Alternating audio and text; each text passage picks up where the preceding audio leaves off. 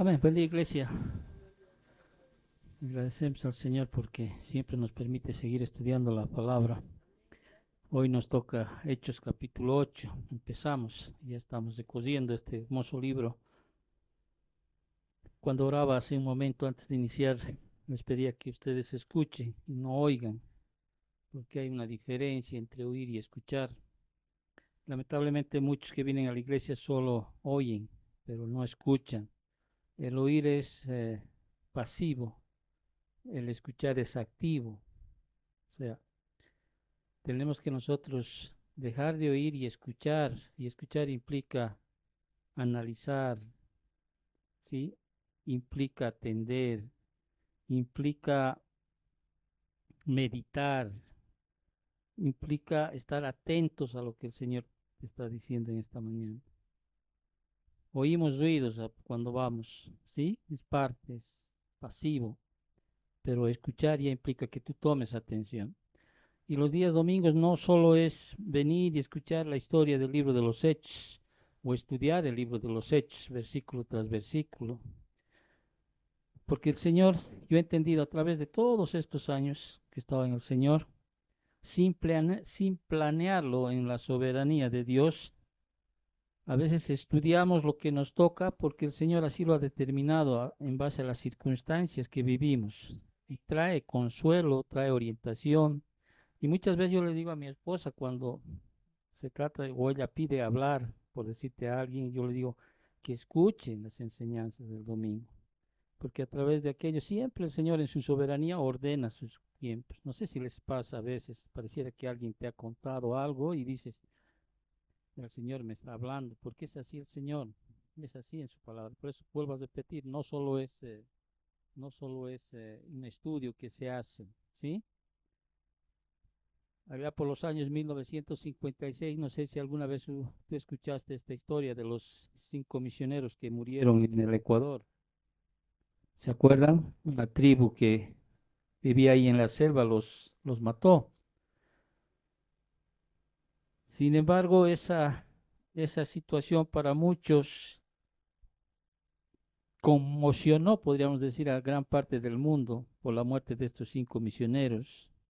Muchos dijeron que esa tragedia era sin sentido, porque hombres, no padres de familia, con sus esposas, hijos, que mueran al incursionar y por llevar el Evangelio era para muchos sin sentido, pero eso, más allá o después de un tiempo, esa situación hizo de que muchos más bien pusieran en su corazón esa necesidad de ser misioneros. De hecho, había un joven que anunció a sus padres y les dijo que voy a entregar mi vida completamente al Señor. Quiero ocupar o quiero tratar de ocupar el lugar de uno de esos 5. ¿Y saben qué dijo una de las esposas del misionero? Elizabeth Elliot se llamaba esta viuda de uno de los 5 mártires. Dijo, cuando después de haber pasado toda esa situación, ella dijo, Dios tiene su plan y su propósito en todo. Y si uno ve esa narrativa, o sea, ve las cosas que sucedieron después, realmente es algo que impresionante porque esas dos de las esposas, por ejemplo, fueron al lugar donde habían matado a sus esposos y allí establecieron hasta iglesias, fueron ante sus asesinos a llevarles el evangelio. Hay películas sobre ese evento, tal vez tú quisieras escucharlo alguna vez. Entonces, ese testimonio de esta mujer, Elizabeth Elliot, cuando dice que Dios tiene su plan y su propósito en todo, es verdad. Nada puede estar ajeno a los propósitos de Dios, nada puede ser casualidad. Y siempre lo he dicho, ¿no? Nosotros los creyentes creemos en la causalidad, no en la casualidad. Creemos que todo tiene un propósito en la vida. La muerte de Esteban tuvo un propósito, ¿sí? Para muchos quizá habrá sido un fracaso la muerte de Esteban. Murió como si fuera un hereje, en otras palabras. Un hombre con tanto potencial, imagínate tú, el Esteban, ¿sí? Que había disertado toda la historia de Israel, había hablado ante el Sanedrín con tanta elocuencia sobre toda la historia de Israel, Y al final, ¿qué pasa? Muere, ¿sí? Y muere de una forma fea, ¿no? Horrible, apedreado. Y uno podría decir, vaya, este hombre podía haber sido instrumento de Dios más adelante, pero sin embargo su ministerio duró muy poco tiempo, joven murió Esteban. Y peor aún, cuando ve, sí, quienes fueron parte en su muerte, diría, caramba, fueron sus propios hermanos dentro de lo racial. Y es más, ve uno más adelante a un Saulo de Tarso, ¿no es cierto? Que no solo había estado primero agarrando las ropas de aquellos que iban a apedrear a Esteban, sino más adelante dice que él, ¿qué hacía? Consentía su muerte. Y su, y su odio sobre los cristianos fue creciendo de Saulo, porque al final tuvo parte en la persecución más cruel hacia los cristianos, sacando a las mujeres, sacando a los hombres de sus casas. Es como si ahorita entraría acá y sacaría de los cabellos a las mujeres y a los hombres y los metieran en la cárcel. Yo me imagino ahí en ese momento, ¿acaso no hubieran niños? Pero mira, ¿no? Cómo es la ironía de aquel. En el capítulo 8, en el versículo del 1 al 8 que hoy estudiamos, ¿sí? Vemos a la iglesia perseguida, ¿sí? Que permite que se extienda el evangelio, ya vaya más allá de Jerusalén, sino pase a dónde? A Samaria y a Judea. En Hechos estamos viendo cómo el Espíritu Santo está extendiendo el reino usando a los apóstoles, ¿no es cierto?, en tres lugares. En Jerusalén, que ya hemos detallado en el capítulo 1 hasta el capítulo 7. Luego pasa a Judea y Samaria, que vamos a estudiarlo desde el capítulo 8 hasta el capítulo 12. Y del capítulo 13 al capítulo 28 hasta lo último de la tierra. ¿Se acuerdan en Hechos capítulo 1, versículo 8, lo que dijo el Señor en su palabra, a través del Espíritu Santo, escrito por Lucas? Y recibiréis poder cuando haya venido sobre vosotros el Espíritu Santo, y me seréis testigos en dónde. En Jerusalén, capítulos del 1 al 7, en toda Judea y Samaria, capítulos del 8 al 12, y hasta lo último de la tierra, en ese tiempo Roma, capítulos del 13 al 28. Aquí en el capítulo 8, aunque el tema central del capítulo 8 es cómo se rompe una barrera racial y pasa el evangelio de Jerusalén prácticamente a los samaritanos y a un gentil que es el eunuco etíope, ¿sí? Ese es, podríamos decir, el tema central, pero vemos en el desarrollo que vemos cómo la iglesia es perseguida. Hasta ese momento, ¿quiénes eran perseguidos? Los apóstoles, ¿te acuerdas? Los metieron a la cárcel, los, eh, los latiguearon, ¿sí? Ya les ordenaron a que no hablasen, ¿no es cierto?, sobre el Evangelio. Hasta ese momento eran los más cercanos a Cristo quienes eran perseguidos. Pero a través del primer mártir, que es Esteban, ¿sí?, la persecución ahora ya se extiende ¿a quién? A la iglesia, a los cristianos.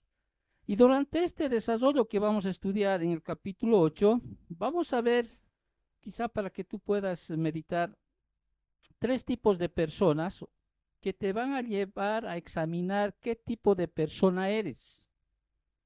¿Sí? Puedes llegar a ser un perseguidor, como en el caso de Saulo. Voy a hablar de Saulo como, no le voy a hablar como Pablo, ¿sí? Porque hay un cambio en el carácter, ¿sí? Un perseguidor, y ahí lo vamos a ver del versículo 1 al 8, puede llegar a ser un impostor, versículos del 9 al 25, como Simón, el que ejercía la magia en ese tiempo. Uno que parecía ser cristiano, ¿sí? Que decía creer, hasta se bautizó. O realmente puedes llegar a determinar si eres un verdadero arrepentido, versículos del 26 al 40. En el caso, como ejemplo de aquello está el etíope eunuco. Entonces, ahora, más allá de que quizá tú puedas decir, caramba, ¿realmente seré cristiano? ¿realmente seré cristiano? Porque cuando uno va y desarrolla las características de un impostor, es como es como la cizaña y el trigo, ¿no? Bien parecidos, que al final no puedes distinguirlo, sino se lo va a distinguir al final, ¿no es cierto? Cuando venga el Señor y aparte. Podrías tener incluso esas características de un impostor, de un falso cristiano. Pero más allá de poderte identificar, ¿sí? O examinar, aquí se trata de que tú puedas evaluarte y a través de evaluarte puedas, ¿qué cosa? Rectificar. ¿Estás escuchando? Más allá de decir, caramba, creo que no soy cristiano. Aquí lo que se trata es que tú o escuches esta mañana y puedas de alguna manera evaluarte. Por eso Pablo les decía a los corintios, ¿no? Examínense a vosotros si sois de quién, de Cristo. ¿Sí? Examinaos. ¿Para qué? Para que yo pueda después rectificar si realmente soy un verdadero cristiano. Entonces, en el transcurso de este estudio del capítulo 8, obviamente hoy vamos solamente a tratar sobre un personaje que es un perseguidor, en este caso Saulo, ¿no? Porque de él trata estos primeros versículos del capítulo 8. Entonces, a primera vista, la muerte de Esteban también pudo parecer inútil, ¿no es cierto? Como dije hace un momento atrás. Él era un predicador poderoso y milagroso, con profundo conocimiento del Antiguo Testamento. ¿Cuánto más podía haber dado Esteban si él seguía viviendo? Pero en la soberanía de Dios, en los propósitos de Dios, él llegó a ser inmortal hasta que cumple el propósito de Dios. Es lo mismo que nosotros. Nosotros ya estamos determinados que un día vamos a morir, eso dice la Biblia. Todos vamos a morir en algún momento. ¿Cuándo partimos de aquí a la eternidad? Cuando ya cumplamos el propósito de Dios aquí en la tierra. ¿No es cierto? Entonces, Esteban habíamos estudiado cómo era su carácter piadoso de su vida. Era uno de los 7 elegidos en la iglesia para atender las necesidades de las viudas, ¿te acuerdas? Pero con características, pues, que quizá ahora en este tiempo nadie las cumple. Lleno de fe, lleno del Espíritu Santo, lleno de sabiduría, de gracia, de poder. Sin embargo, fue necesario que él muriera, durmiera, en ese término metafórico que se utiliza cuando un cristiano parte a la presencia del Señor.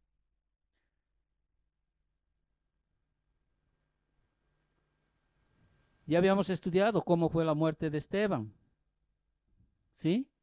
Inmediatamente empieza el capítulo 8, nos vamos a Hechos capítulo 8, empieza esa cacería encabezada por ¿quién? Por Saulo de Tarso.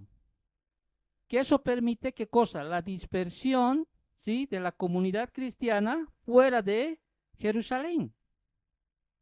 En el capítulo 8, versículo 1, habíamos terminado la anterior semana, dice, y Saulo consentía en su muerte, ¿no es cierto? Y como habíamos dicho también anteriormente, Saulo realmente, cuando uno es un perseguidor,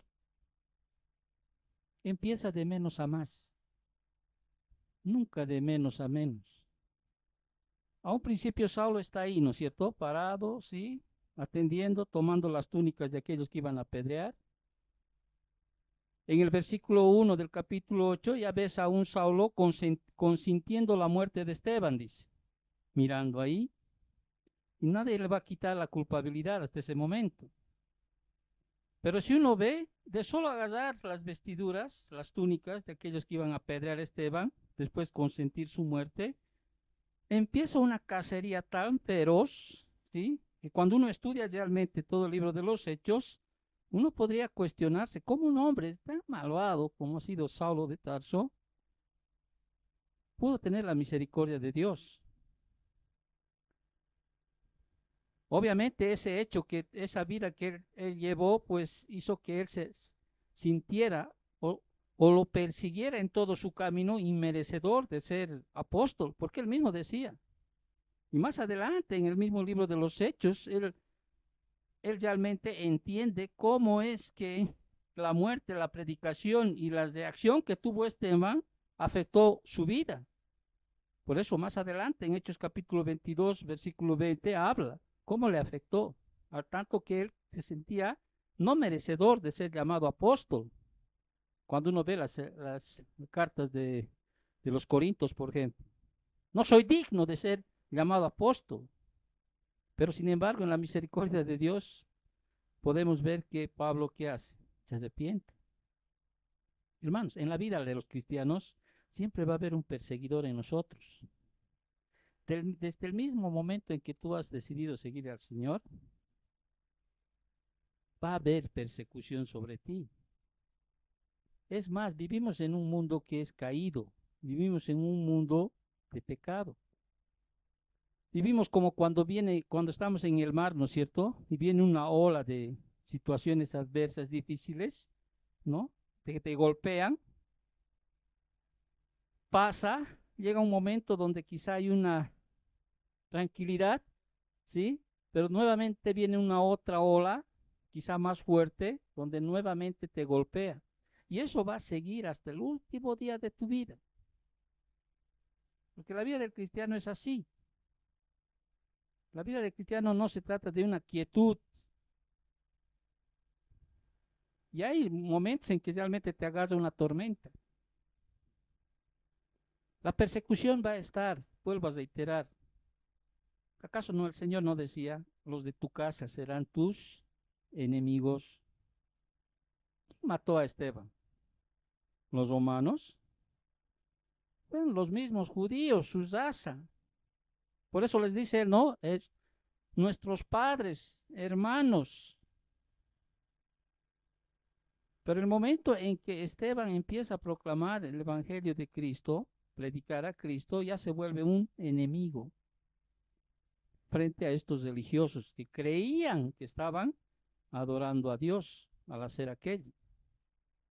Entonces, la persecución, que parece algo negativo en lo que habíamos estudiado, en realidad resultó ser un factor positivo. A veces no entendemos esa situación. Ese momento parece que es negativo, ¿sí? Cruel, doloroso. Pero entendemos que, como dice las Escrituras, aunque andes en valle de sombra y de muerte, que dice, no temeré porque tu vara y tu callado me infundirán aliento. En esos momentos, cuando tú buscas a Dios, sí, se trata de dependencia. Y cuando estás bien, cuando estás con gozo, estás buscando a Dios, bueno, eso se llama felicidad. Por eso debemos depender de Dios cuando vienen las circunstancias. Entonces, la persecución, que parecía ser algo negativo, en realidad resultó ser un factor positivo y produjo, ¿qué cosa? La primera extensión misionera de la iglesia primitiva. Hasta ese punto no había salido de Jerusalén. Ahora, ojo, ¿y por qué ya salieron? Porque ya el Señor ya había marcado su tiempo. Hermanos, a ver, mírenme un cachito. Cuando Pedro predica en Pentecostés, ¿sí? Ya escucharon el Evangelio, muchos los del Sanedrín.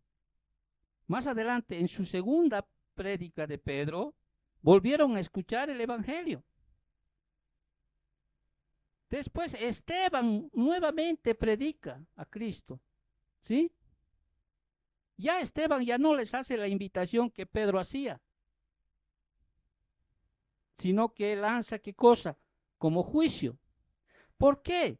Porque a veces el Señor, sí, el Señor, cuando los hombres persisten en endurecer voluntariamente sus corazones, Dios puede intervenir y endurecerles legalmente. O sea, llega un momento en que Dios puede decir, te he dado la oportunidad 1, 2, 3, quizá en la misericordia de Dios, 1, 2, 3, 4, 5 años de que te ha predicado, que has predicado.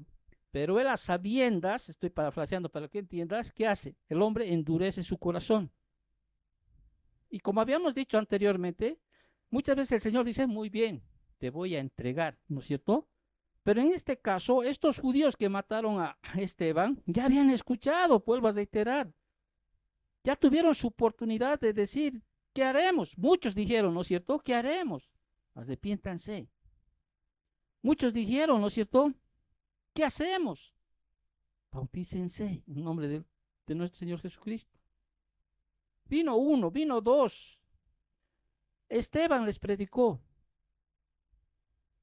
Pero ellos, ¿qué hacían? Seguían endureciendo su corazón. Entonces, ¿qué hace Dios? Dios toma aquel endurecimiento que el hombre hace por sí mismo y endurece su corazón más para que hasta ahí llegue. Es lo que le pasó, por ejemplo, al faraón. ¿Te acuerdas del faraón? En la primera, deja ir a mi pueblo para que me sirva. Nada, deja ir a mi pueblo. Y a medida que iba no dejando salir al pueblo del Señor, ¿qué hacía el Señor? Endurecía su corazón. Al punto de que hasta ahí llegó, como quien dice. Entonces, reitero, esto es tan importante que puedas escuchar, que cuando los hombres persisten en endurecer voluntariamente sus corazones, Dios puede intervenir y endurecerlos legalmente. ¿Estás entendiendo? Entonces, en el capítulo 8 se ve a la iglesia llegando hasta Judea, Samaria e incluso hasta los gentiles. Es el cumplimiento de lo que se había dado en Hechos capítulo 1, versículo 8. ¿Te acuerdas? Donde leímos hace un momento, donde los creyentes estaban llevando ya aquí el mandato del Señor, ¿no? De ser testigos en Jerusalén, en toda Judea, en Samaria y hasta lo último de la tierra. De hecho, Pablo dijo en Romanos capítulo 1, versículo 16, ahí escribió en ese evangelio, que debía llevarse el evangelio primero a quién? Al judío primeramente y después al griego. Entonces, el asesinato de Esteban, casi sin lugar a dudas, fijó un punto con relación al rechazo final del evangelio por parte de los líderes religiosos y comenzó el diseño de Dios para que el evangelio ingresara a un nuevo territorio. ¿Cuál era ese nuevo territorio? Samaria y Judea. Ahora, en los versículos iniciales del capítulo 8, ¿no? Destacamos aquí para un estudio 3 características progresivas que describen la expansión inicial. La primera característica es la persecución, versículos del 1 al 3. Ahora, la persecución que lleva a ¿qué? A la predicación, versículos del 4 al 7. La predicación, la cual lleva a la productividad, versículo 8. Entonces vamos a estudiar estos 8 versículos, reitero, 3 características progresivas que describen la expansión inicial. La persecución que lleva a la predicación, la cual lleva a la productividad. Entonces, iniciamos con la persecución, versículos 1 al versículo 3. La persecución que la iglesia había enfrentado hasta este momento se había dirigido a los apóstoles y a sus asociados que proclamaban al Jesús resucitado. Pedro y Juan habían hallado oposición de las autoridades judías y Esteban había tenido una muerte de mártir. De hecho, es el primer mártir que nos registra el libro de los Hechos. No obstante, hasta este momento ninguna persecución se había dirigido a quienes, a los miembros de la iglesia. Y eso iba a cambiar rápidamente. ¿Por qué digo rápidamente? Porque ese mismo día que mataron a Esteban, empezó ¿qué cosa? La persecución. Fíjate el versículo 1 del capítulo 8. Y Saulo consentía en su muerte, dice. En aquel día, hubo, ¿qué cosa? Una mega persecución. La palabra aquí gran es en griego mega. Una gran persecución contra quién? Contra la iglesia, que estaba en Jerusalén, y todos fueron esparcidos por las tierras de ¿dónde? De Judea y de Samaria, salvo quienes, los apóstoles. Entonces, en el mismo día de la muerte de Esteban, hubo, dice, una gran persecución contra la iglesia que estaba en Jerusalén.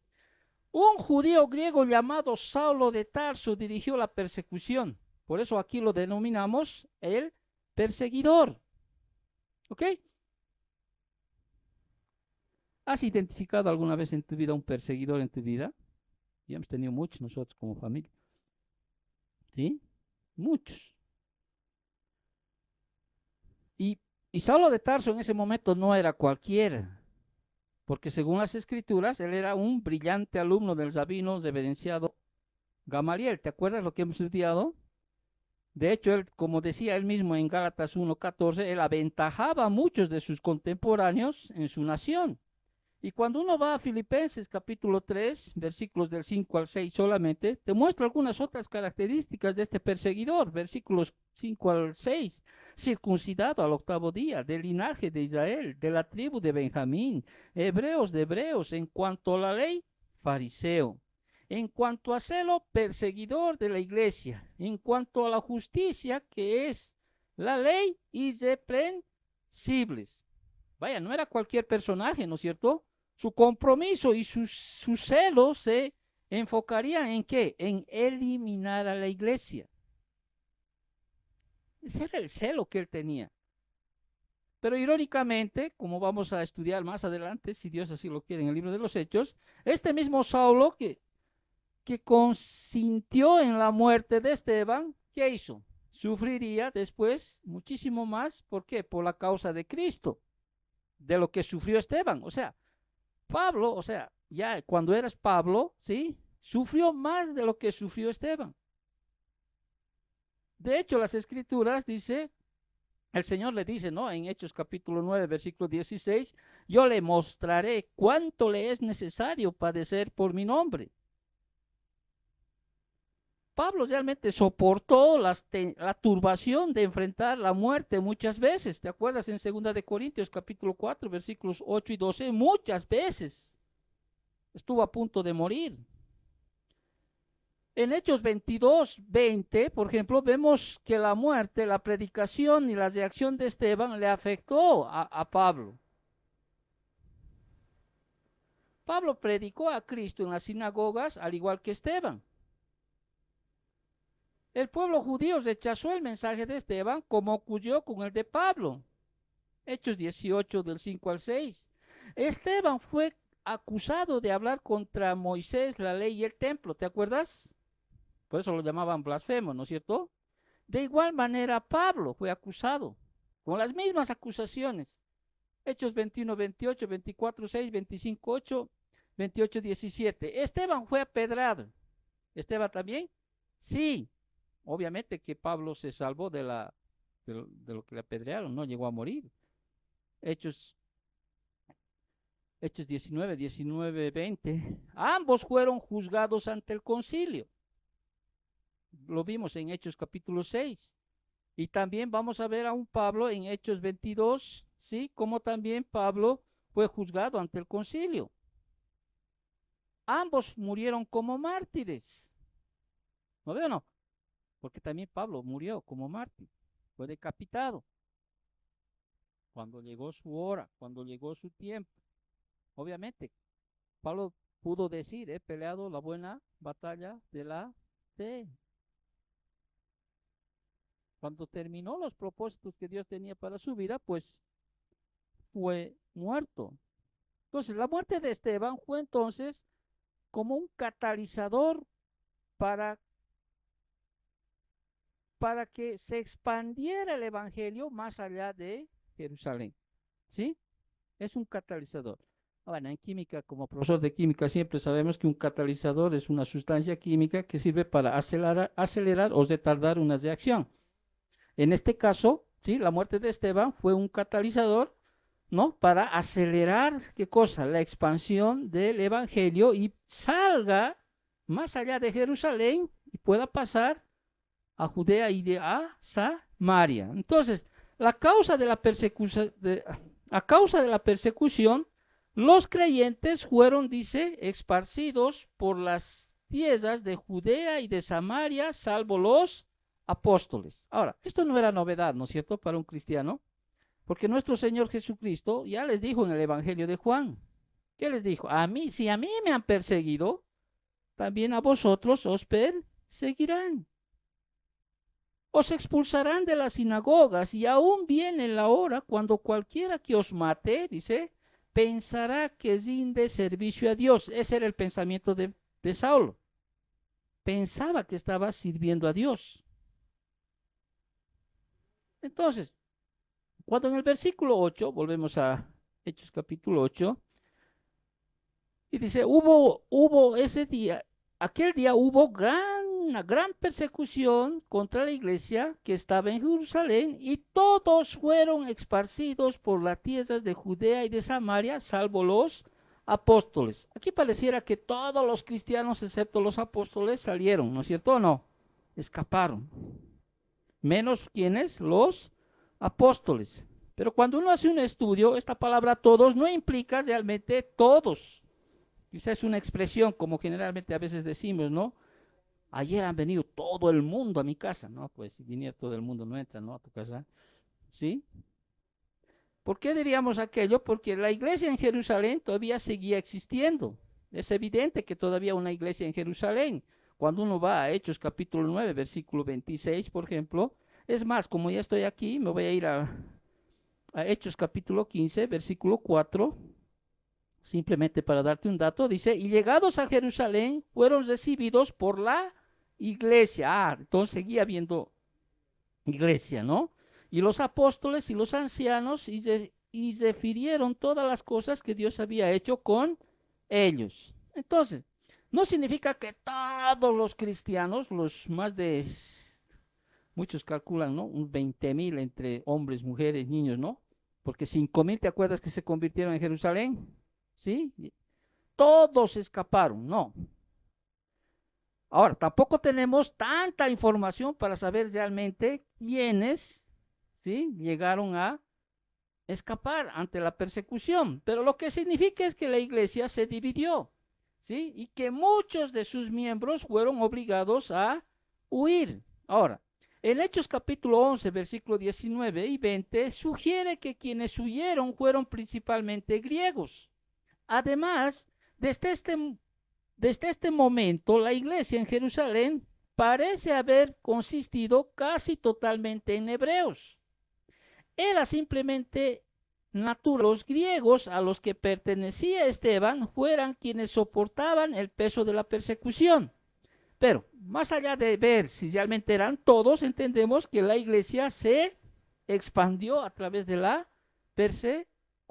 ¿Sí? Dice, en ese día. Hubo en ese día. Ahora, como fieles guardianes, ¿qué hacen los apóstoles? ¿Escapan? No, ¿no es cierto? Permanecieron en sus puestos. Probablemente ¿por qué? Como ya habíamos dicho, porque todavía había iglesia en Jerusalén. Probablemente se quedaron para cuidar el rebaño.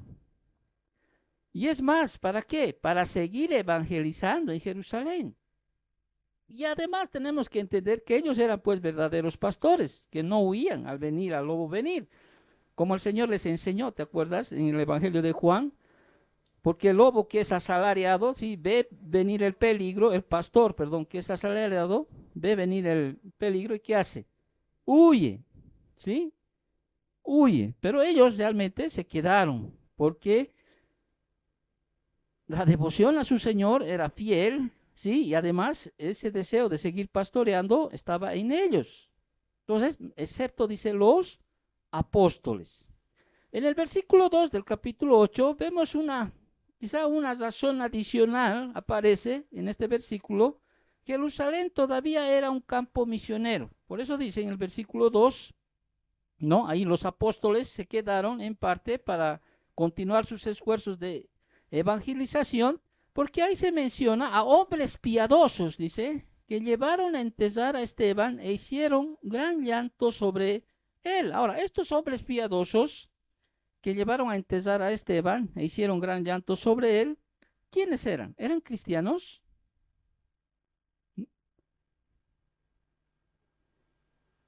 Hay tres puntos de vista. Esto es para enseñanza, obviamente, ¿sí?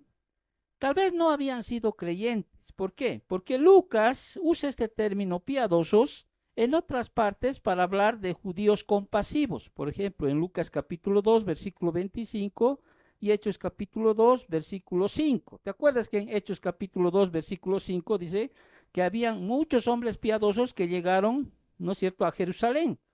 Y antes que se hablase, antes que Pedro predicase, ¿sí? Otro punto de vista que puede ser que quizás se trataba de amigos de Esteban, de la sinagoga griega a la cual él asistía. Porque te acuerdas, ahí en Jerusalén había muchas sinagogas. De hecho, Pablo perteneció a una sinagoga, ¿sí? Esteban pertenecía a una sinagoga y obviamente ahí pudo haber amigos, ¿sí? De Esteban, hombres piadosos, que agarraron el cuerpo, ¿sí?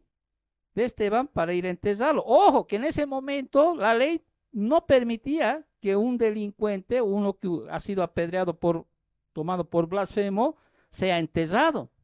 Corría la vida, o sea, el peligro en sus vidas por hacer ese hecho.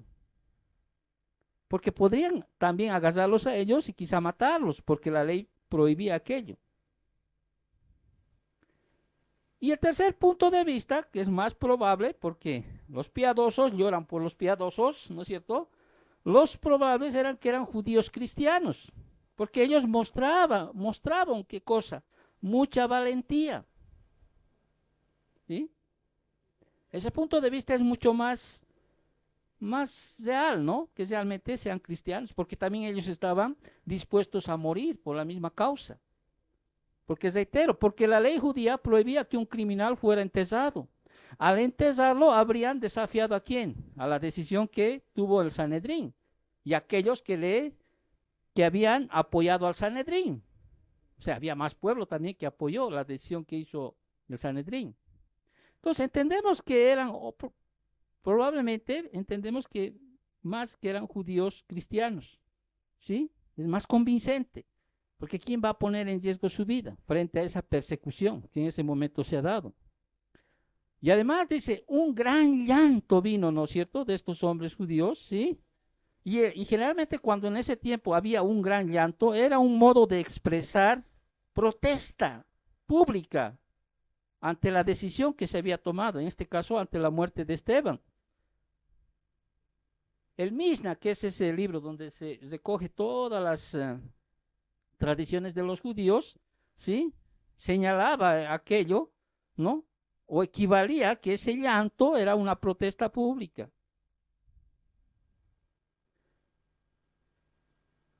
Y el versículo 3 nuevamente es mencionado aquí Saulo, y dice, y Saulo, ya ahí viene, ¿no es cierto? Y Saulo asolaba la iglesia y entrando casa por casa arrastraba a hombres y a mujeres y los entregaba en la cárcel. O sea, mientras tanto, o sea, la tormenta de persecución no disminuyó a medida que Pablo dice asolaba la iglesia entrando casa por casa. Gracias a Dios que en este momento, en este tiempo aquí nadie puede entrar, a no ser que tenga una ley, ¿no?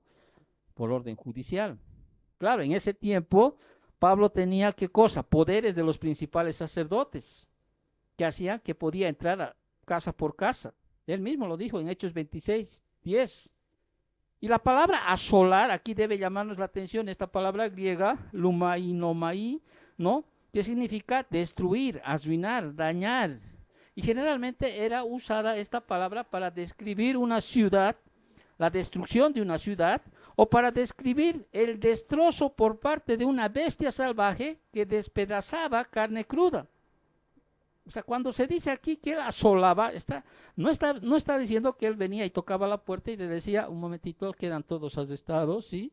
Acompáñenme, por favor. No. Pablo asolaba la iglesia y entraba a casa y arrastraba, dice, ¿sí? Arrastraba a hombres y a mujeres y los entregaba a la cárcel. Con acto violento, por eso. Reitero, esa es una palabra que se usa cuando un animal salvaje, sí, despedaza a su presa. Y las iglesias, obviamente, en ese tiempo era lo más parecido ahora, lo que estamos. Así, en unas casas. No es como se imaginan, como ahora las iglesias, donde hacen más énfasis en el local, en las paredes, en los utensilios. ¿Sí? No. La iglesia eran los cristianos. ¿Sí? De aquel que dejaba su casa para que se puedan reunir entre ellos. Y ahí compartían el pan, ¿no es cierto? Prácticamente no se trataba con respeto a las personas.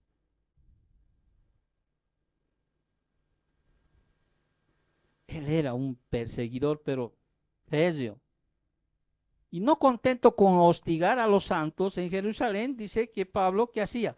Perseguía, dice en Hechos 22:4, perseguía yo este camino hasta la muerte, dice, prendiendo y entregando en cárceles a hombres y mujeres. Pero mira cómo Dios usa, ¿no? Irónicamente, ese acto que él estaba haciendo en un momento, cuando lleguemos a Hechos capítulo 9, ¿qué pasa? Mientras él estaba yendo persiguiendo a los cristianos, ¿sí? Tiene un encuentro realmente misericordioso de parte del Señor. Saulo literalmente hizo trizas a la iglesia, acción que lo perseguiría tanto por el resto de su vida que se sintió totalmente indigno de ser llamado apóstol. Por eso dice en 1 Corintios 15:9, no merecía ser llamado, dice apóstol, porque yo perseguí, a ver, voy a leer el Corintios, porque ahí mismo, en la carta a los Corintios, en el capítulo 15, versículo 9, mira lo que dice este mismo Pablo, que antes era Saulo. Porque yo soy, dice, el más pequeño de los apóstoles. No soy digno de ser llamado apóstol. ¿Por qué? Ahí dice, porque perseguí a la iglesia de Dios. O sea, le ha perseguido todo aquello, ¿sí? Uno podría decir, no, pero Dios te perdonó, ¿sí? Pero de alguna manera te persigue siempre lo que has hecho anteriormente.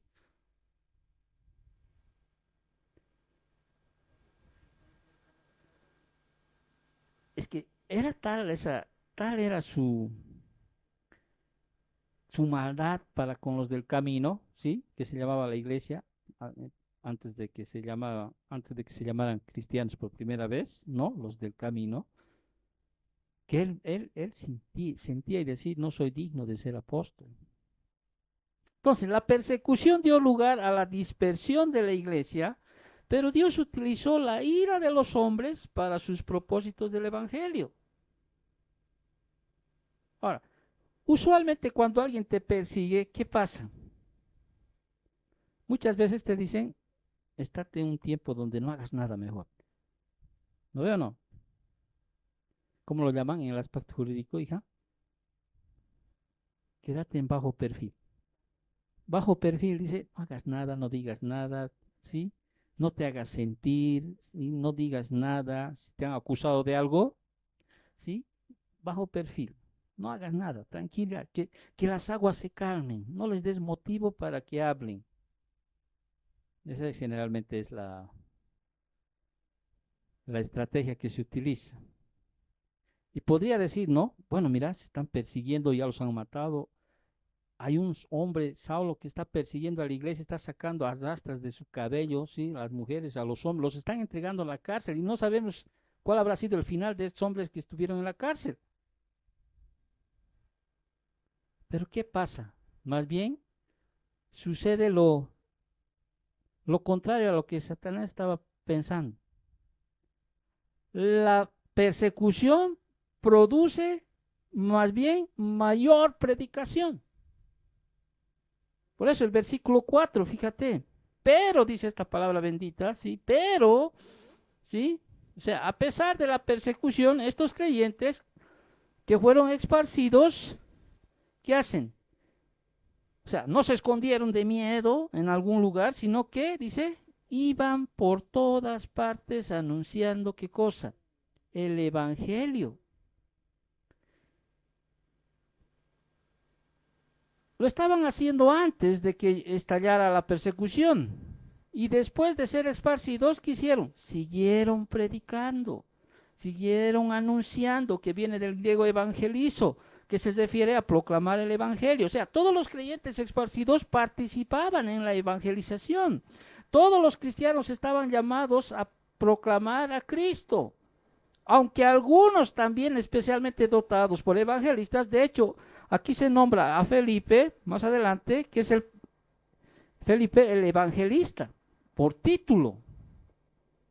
Entonces el versículo 4 dice, pero los que fueran esparcidos iban por todas partes anunciando qué cosa, el evangelio. ¿Qué todas partes en este momento? Samaria y Judea. Y en el versículo 5, en este versículo, el Espíritu Santo se enfoca en un hombre como ejemplo de evangelización.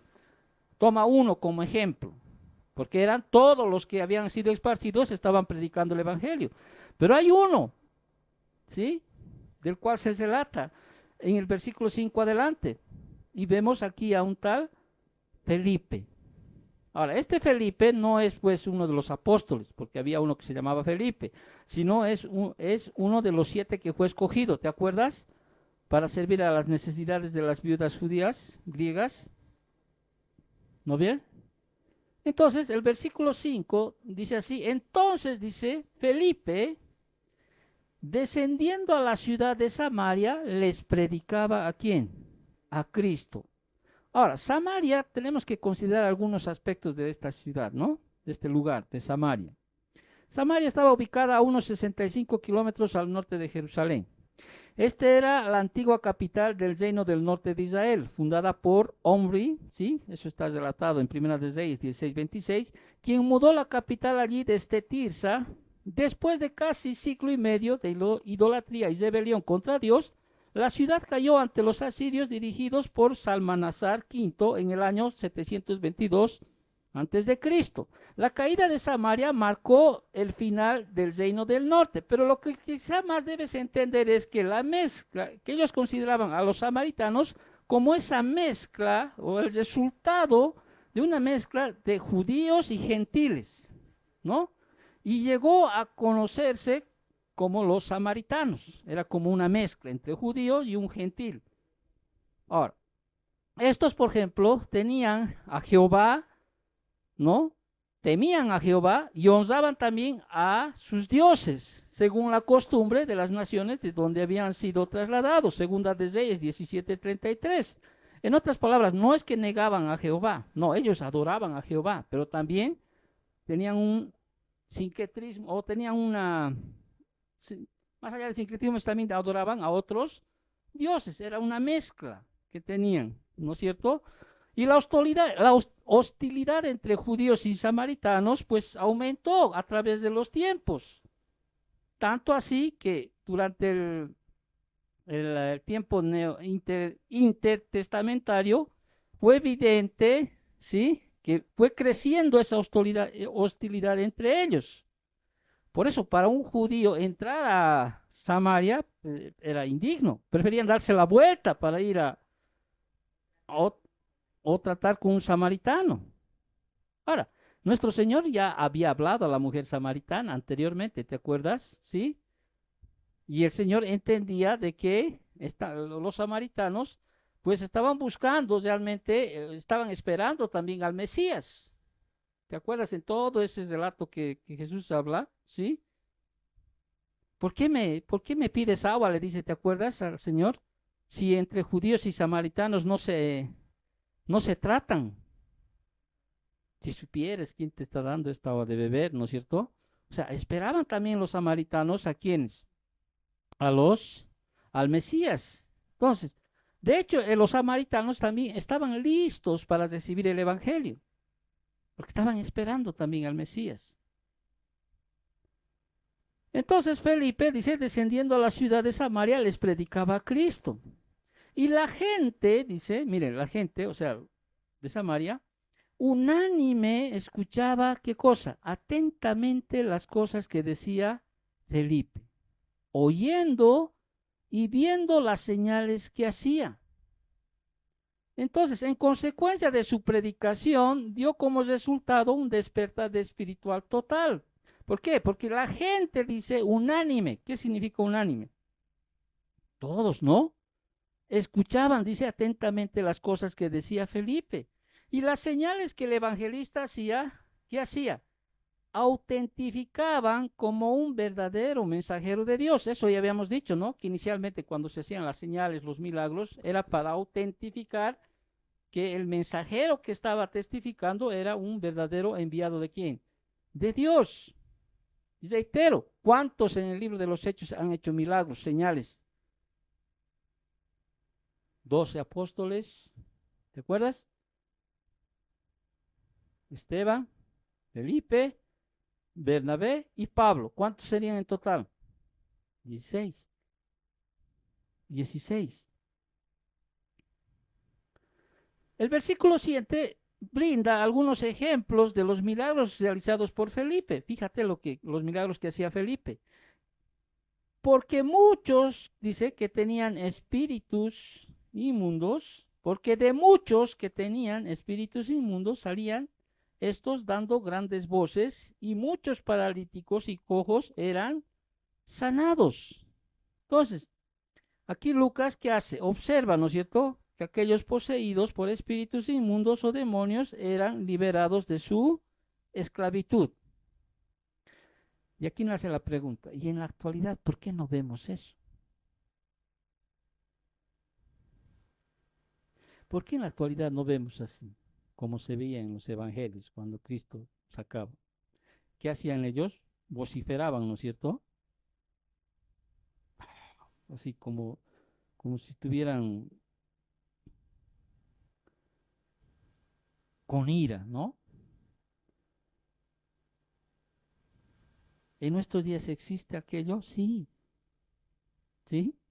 Tales personas poseídas por demonios existen en nuestros días, aunque quizá no se manifiesten tan comúnmente en la cultura occidental como sucede en las culturas tercermundistas. En otras partes, allá en África, en lugares así donde la idolatría es realmente grande, hay todavía unas manifestaciones externas de estos demonios. Ahora, tenemos que entender, como decía algún hermano en la fe, sí, de antes, decía que Satanás y sus demonios se adoptan a cualquier punto de vista del mundo que prevalezca en una sociedad dada. Hermano, si yo viera realmente, para que entiendas, si yo viera realmente una manifestación así tan grosera como en esto, creo que mi fe se fortalecería más, porque diría, si realmente se manifiesta, ¿o no? Claro, ahora el enemigo pues tiene pues armas de este siglo, no se va a manifestar así como hermano, ayer estamos viviendo toda una fiesta allá. Dígame que no hay un festín de demonios que están ahí, como Pablo decía. ¿Sí? Es un desborde que quizá tú lo ves a mucha gente, ay, qué bonito cosas para comprar, ¿no? Pero dentro de las mismas acciones que hacen, ¿sí? Se ve realmente cómo hay esos pactos, esas manifestaciones, ese hedor, esa, esas cosas tan feas que realmente uno puede ver.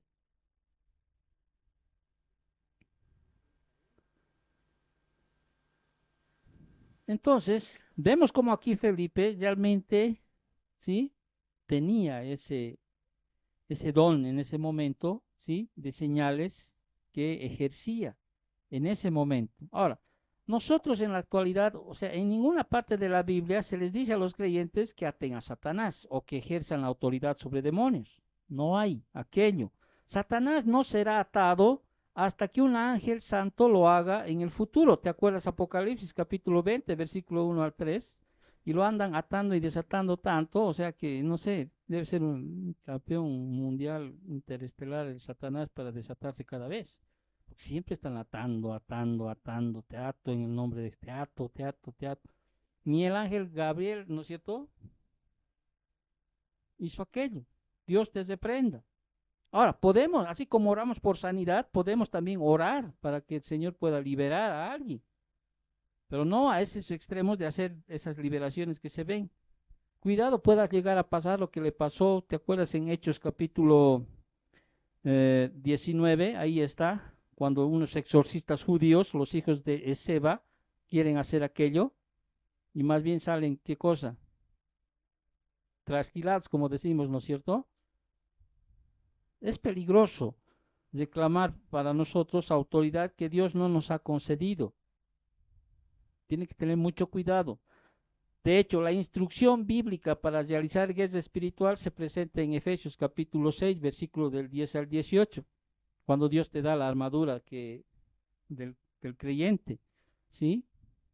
¿Cómo debemos enfrentar cuando venga el día malo? ¿Cómo debemos tomar esa armadura que Dios nos da? orando en todo tiempo, y al final en el versículo 18 dice, entonces, sin poder resistir el poder de Felipe, dado por Dios, los espíritus inmundos, dice, salían de sus víctimas dando grandes voces. A menudo en las escrituras vemos a los demonios vociferar, ¿no? Al ser expulsados de un individuo, tal vez por ira y protesta. Ahí vemos en los evangelios, Marcos 1, 23, 26, 13, 11, 5, 7, Lucas capítulo 4, versículo 33, versículo 41. Entonces, además de echar fuera demonios, Felipe también, ¿qué hacía? Sanaba muchos paralíticos y cojos, realmente paralíticos, ¿sí? Y realmente pues, cojos. Ya hemos hablado de esto cuando hablamos en el capítulo 2 de Hechos, ¿no es cierto? ¿Cuáles son las características de una verdadera sanidad? Entonces, tales curaciones de graves enfermedades físicas hacían evidente qué cosa, el poder de Dios. O sea, no es de extrañar entonces que las personas prestaran gran atención a la verdad en la predicación de Felipe. Y la persecución que llevó a la predicación, ¿sí?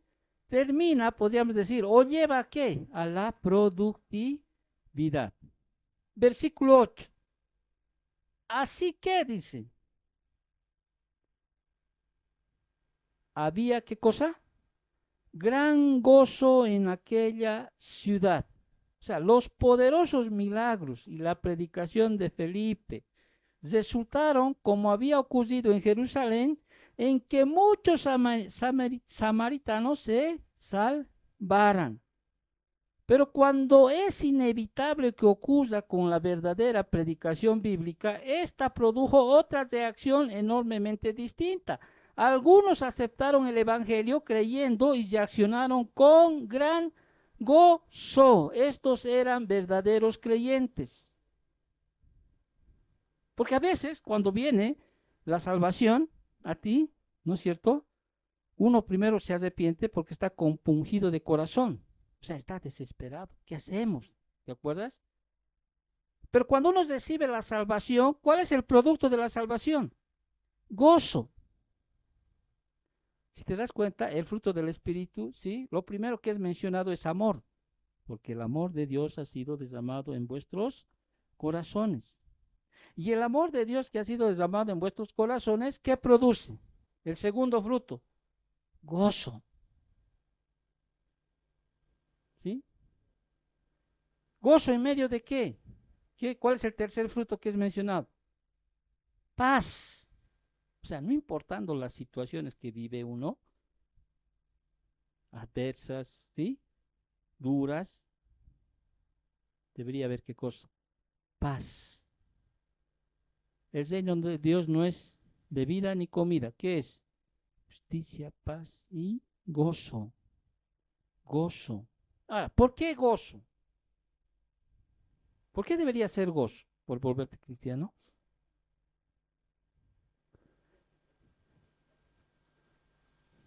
¿Saben por qué aquí los samaritanos, realmente hay gran gozo por los samaritanos? Felipe les predica a Cristo, ¿sí? La esencia es del evangelismo, ¿qué es? Del evangelio. Que Cristo murió por tus pecados, ¿sí? Y entender que la total liberación del pecado por medio del Mesías, o sea, del Señor Jesucristo, eso debería traer gozo. Pero a veces no seguimos en eso, ¿no? No creemos. Si alguien te diría, mira, alguien está condenado a la pena de muerte, ¿no? Así, en el ámbito normal, ¿sí? El juez ha dictaminado muerte para ti, no hay más. Viene alguien y le es permitido tomar tu lugar para morir por ti, por la infracción que tú has cometido. Eso debería manifestar en uno qué cosa, gozo. ¿Por qué? Porque has sido perdonado tus pecados. No solo tus pecados que has cometido antes, las que cometes ahora y las que vas a cometer después. Ahora, eso me da carta libre para pecar. No, dice Pablo, de ninguna manera. ¿Sí? Pero sabemos que todos nosotros vamos a seguir pecando. ¿No veo o no? Dime que sí, desde el momento en que te vas convertido al Señor ya no peques, mentiroso eres, dice la palabra. Pero luchas, ¿no es cierto? Cada vez luchas. Pecas, vas a pecar. Viene esa ola y a veces el mundo te arrastra, pecas. ¿Sí? Te lleva a veces, te quiere meter incluso, ¿no? Vuelves a salir, ¿sí? Pero el Señor dice que te perdona tus pecados, pasados, presentes y futuros. Y eso es un modo de que decir, caramba, siento gozo en mi corazón. Gozo. ¿Por qué? Porque ha sido liberado de mis pecados. Por medio en este caso, los samaritanos, se les había presentado a Cristo como su Mesías. Claro, aquí no nos relata cuáles son las palabras exactas que Felipe predica, pero él dice predicaba a Cristo, no predicaba pues el Evangelio de la prosperidad. ¿Sí? Él predicaba a Cristo, lo que hizo Cristo. Y es más adelante vas a encontrar, ¿no? Cuando leamos el verdadero arrepentimiento, vamos a ver cómo el etíope, ¿sí? Empieza a leer, ¿no es cierto? Isaías, ¿sí? Y Felipe, estoy seguro que Felipe predicaba el Evangelio de Cristo, porque predicaba a Cristo, predicaba su venida, su vida, su venida, su muerte, su ascensión. Entonces los samaritanos entienden de que ellos fueron ya, no solo tuvieron una libertad espiritual de demonios, muchos de ellos, ¿no? No solo hubo gozo por la liberación física de sus enfermedades, sino por la liberación del pecado por medio del Mesías. Claro, a veces es fácil de sentirte feliz, ¿no? Gozoso, porque bueno, si estás enfermo, estás cojo, estás paralítico y viene la sanidad, te alegras, ¿no es cierto? No, está bien, es gozoso. Si ves a tu hijo ahí endemoniado, que se revuelca ahí en esos tiempos, ¿no? Está manifestando ahí, viene alguien y lo libera de aquello, pues hay gozo. Pero si se está predicando a Cristo, que es perdón de los pecados, y por toda la eternidad, o sea, te está perdonando para que entre una eternidad y para la paz es con Él, pues debería haber qué cosa. Gozo. Y el gozo del Señor es qué cosa, no es nuestra fortaleza. ¿Sabes cuándo vas a entender eso? Cuando entiendas los propósitos de Dios. Peor va a ser la siguiente clase, el siguiente estudio que tengamos, porque quizá eso te va a conmover más, porque ahí vamos a ver realmente las características de una fe falsa, que son pareciera que uno tuviera la fe verdadera, porque la fe falsa, sí, dice que cree, y es más, hasta los demonios creen, dicen, ¿no es cierto? Porque la fe falsa a veces muestra algo de obediencia externa, algo, no plenamente. La fe falsa está cerca de cristianos genuinos. La fe falsa se aferra a su amor por el mundo. La fe falsa quiere alcanzar a Dios para sus metas personales. La fe falsa quiere escapar del juicio sin arrepentimiento. Y eso lo vamos a ver eh, en un personaje que es Simón, como él tenía aquello, pero estaba perdido. Era un impostor. Hemos visto un perseguidor, ¿sí? Y tristemente el ejemplo que usamos aquí del perseguidor es Saúl. Pero alegremente también, como es Dios, ¿no? En su misericordia, cómo Dios puede de alguna manera